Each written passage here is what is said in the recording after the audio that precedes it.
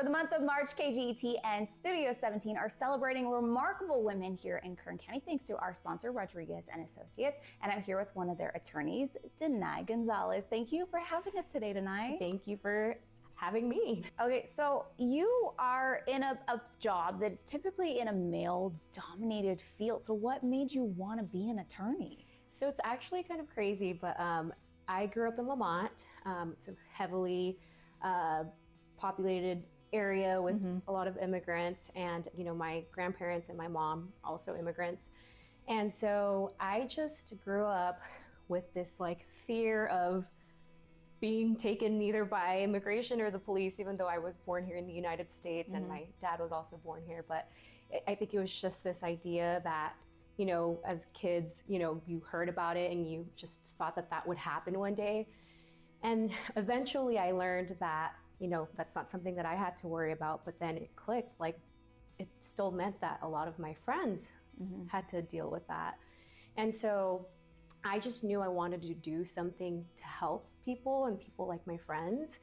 And growing up, I always heard about Daniel Rodriguez and how he was the person who helped, especially Hispanics in the community. And so I was like, I want to be like that. Whatever he's doing, I want to do that because I want to help people too. So that's kind of what got me here. And it's crazy that I'm working here now. If you dream it, you can do it. Exactly. I literally manifested it as a child. So, I mean, you pursued, you got your education, you became an attorney. Did you still notice that there were obstacles as a female attorney compared to the male attorneys around you? Yeah, so I've actually gone into depositions, and I've had male attorneys automatically assume that I'm either the translator or the court reporter. And hey, props to translators and court reporters because their jobs are so hard, and I just can't even imagine having to type that fast or having to think so quickly to translate something. But it's just interesting how they automatically make that assumption, and it's so hard to believe that I'm an attorney. It's crazy that it's 2025, and as women, we're still having to break these stereotypes that as women, we can't do these amazing things. For sure. And I feel like right now it's this added layer because I'm currently pregnant, and I actually don't know any current female attorneys in personal injury fields that are pregnant. So it's something new for me that I feel like I'm experiencing for the first time myself as well.